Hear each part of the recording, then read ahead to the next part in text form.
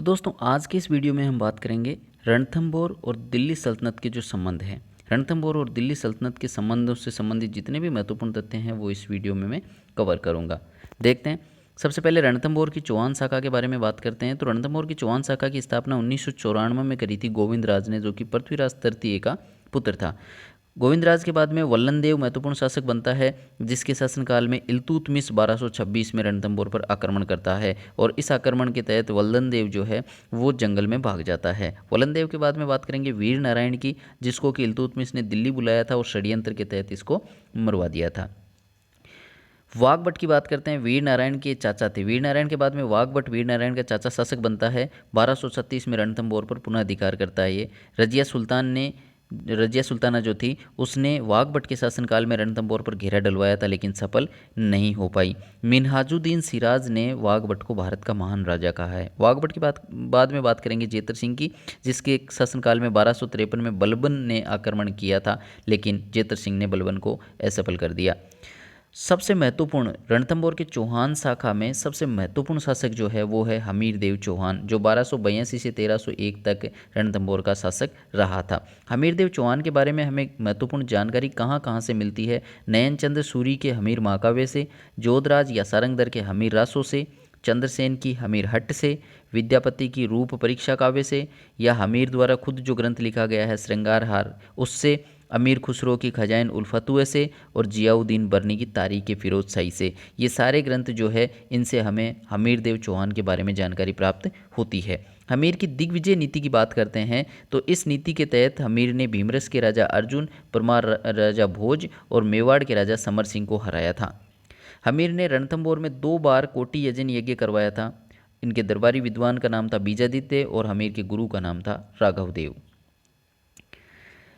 हमीर ने अपने पिता जेतर सिंह की याद में रणथंभौर में 32 खंभों की छतरी बनवाई थी, जिसको न्याय की छतरी भी कहा जाता है। हमीर के लिए प्रसिद्ध उक्ति चलती है, तिरिया तिल हमीर हट चढ़े न दूजी बार। वैसे ये 2 लाइनों की उक्ति है, जिसमें और भी है एक लाइन, आप गूगल सर्च करके देख लीजिएगा इसका अर्थ क्या होता है कि इनमें जो काम बताए गए हैं वो कभी दूजी बार नहीं हुआ और हमीर हट जो है वो दूसरी बार नहीं चढ़ा। मतलब हमीर ने हट कर लिया था, वो आगे अपन पढ़ेंगे, और उस हट के चलते हमीर को युद्ध करना पड़ा और हमीर की मृत्यु हो गई थी। अपने जीवन काल में हमीर ने 17 युद्ध किए थे, जिसमें से 16 युद्धों में हमीर विजयी रहा था। अंतिम युद्ध जो था उसमें हमीर की मृत्यु हो गई। दिल्ली सल्तनत के समकालीन शासक, यानी दिल्ली में हमीर के समकालीन शासक थे जलालुद्दीन खिलजी और अलाउद्दीन खिलजी।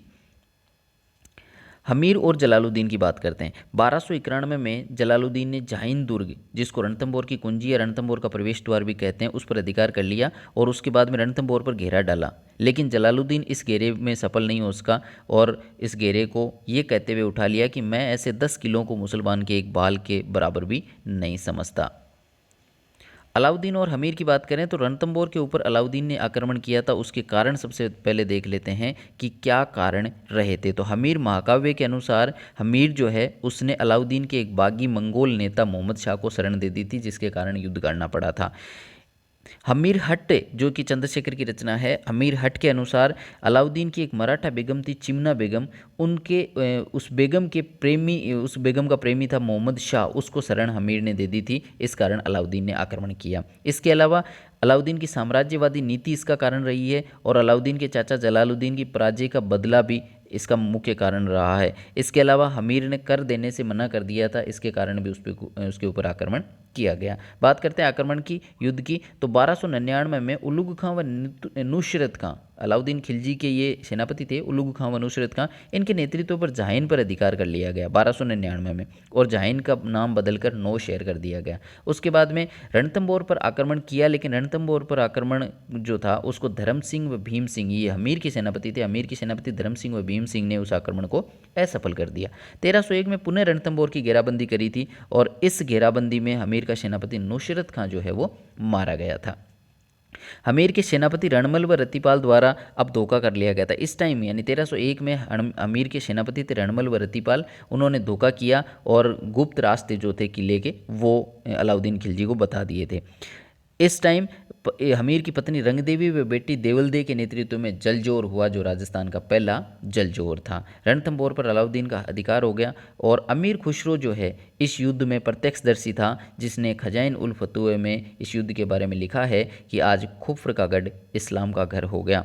हमीर के साथ ही रणथंभौर की जो चौहान शाखा है वो समाप्त हो गई। तो ये था हमारा रणथंभौर और दिल्ली सल्तनत के संबंधों के ऊपर वीडियो। नेक्स्ट वीडियो में जल्दी लेकर आऊँगा, तब तक के लिए टेक केयर, बाय बाय।